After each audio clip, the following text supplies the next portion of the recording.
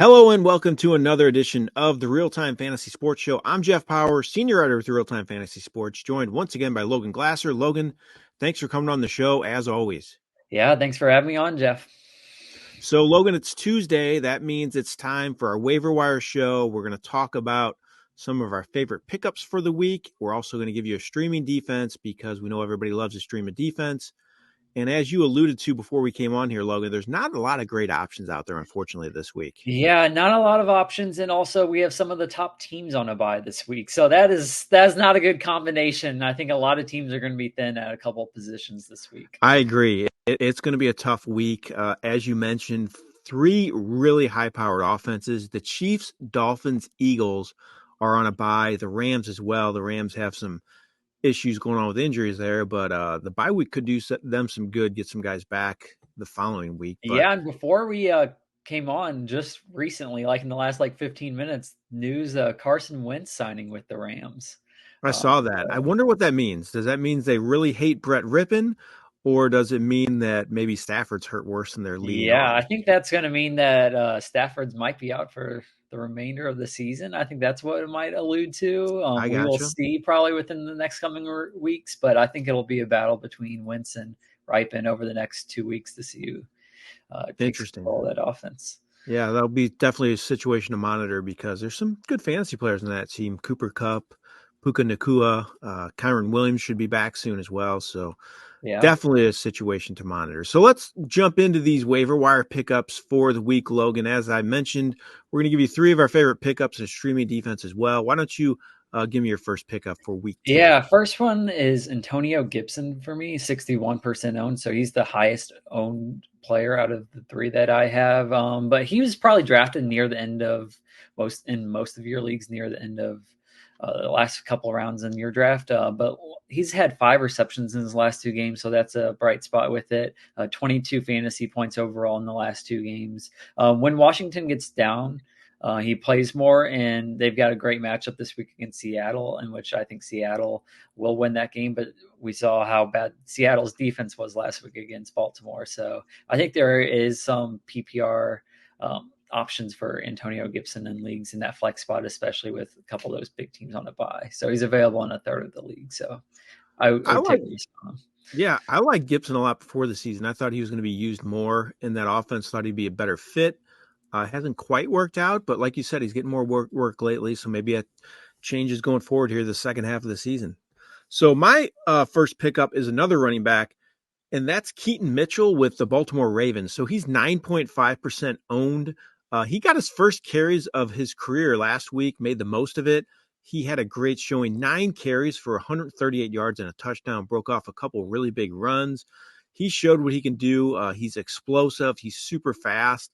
I think he could be getting more chances going forward. I know we got a lot of that work in garbage time last week. Gus Edwards has been playing well also, but I think Mitchell brings the most to the table out of all those Baltimore Ravens running backs. It could be a revolving door where they go with a hot hand, but either way, it's a run-first offense. There's not much out there this week, and Mitchell's explosive, so I think he's worth at least a speculative pickup if you need the running back help. Yeah, I feel bad to be a Lamar Jackson owner. They put up 37 fantasy points and he had 0 I touchdowns. I Oh, saw that. Yeah, definitely. That was not. that's a concern when your team gets up by so much. You also sit in the fourth quarter, Yep. so Game script can go the opposite way as well. Sometimes it game sure script is can. good where you're throwing the ball a ton because you can't stop anybody, but in this case, they were up by so much they didn't throw the ball. So Yes. unfortunate. And he got benched, not benched, but they He put him did on get the bench benched, late in the but game. Yeah, they put him on the bench late in the game as well, and they threw a touchdown pass then. yeah. Oh, well. All right, give me another pickup for this week, Logan. Yeah, next one, Demario Douglas. I also had him last week. I think he's still a great pickup through waiver wire. Again, we mentioned not many options out there. He's only 46% owned, but I think he's the number one option in this Patriots pass offense, which their pass offense isn't great. But still being that number one offense, I would go ahead and take a risk on him. Last week, he had 5 receptions, 55 yards, 10.5 fantasy points. He's had 3 straight games also with at least a rush attempt. He has 24 rushing yards in those 3 games. So definitely getting the ball in his hands a little bit more also. And then he has a great matchup this week against Indianapolis's defense, who has just been awful this year. So I really like that matchup. So I'll go ahead and take a chance on him. My next pickup is a receiver also. So I like Noah Brown with the Houston Texans. He's actually owned on less than 1% of rosters on our site, but he got a larger role in that Texans offense last week with Robert Woods hurt, and he looked great. He had 6 catches for 153 yards and a touchdown. He's played well the last couple weeks, so I think he could have a role in the offense even when Woods is healthy enough to play. Who knows when that is at this point, but either way, I think Brown could be a factor.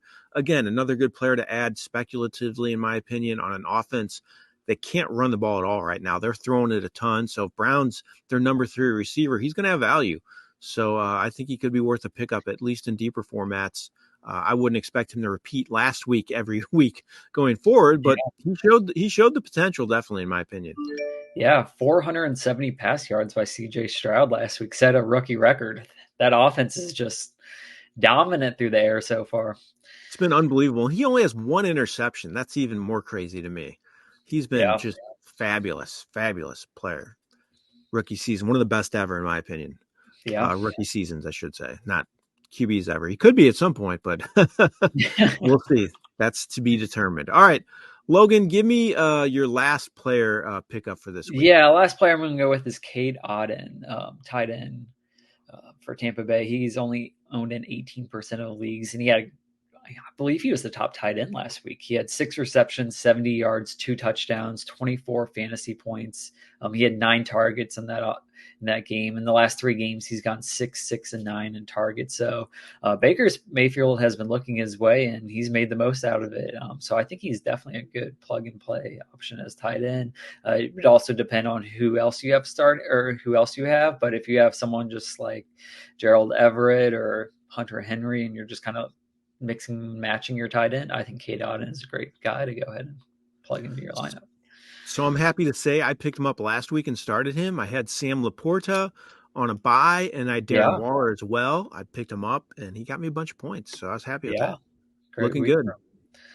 So my next pickup's last one. This is actually the most owned out of everybody on my list, and that's Joshua Dobbs. So he's still not owned in every league on our site, 56.1% of leagues. So that's almost half that he's still available. And he came in last week. I don't know how he did it. Didn't know the playbook, didn't know the players. They were trying to teach him on the sidelines, the snap counts with the offensive linemen and hiking the ball from the center, who he's never done that before with either. So just a crazy set of circumstances. And he somehow won the game through 3 touchdown passes. He has 2 straight games, counting his last one with the Cardinals, with 27 plus fantasy points.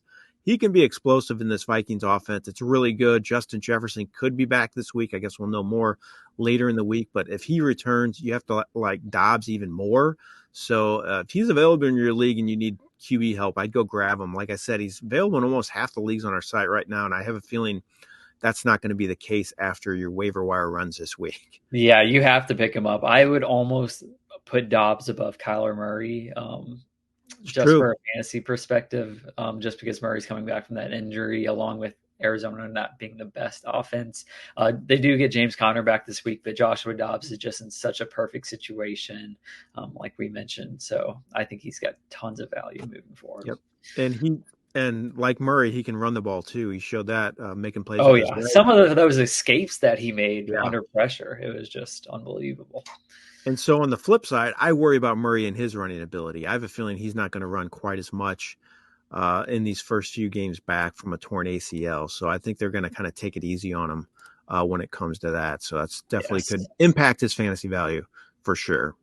All right, Logan, give me your streaming defense for this week. Yeah, this defense, I think, is going to be probably one of the most popular defenses, and that's going to be Las Vegas's defense. They had 8 sacks last week against the Giants.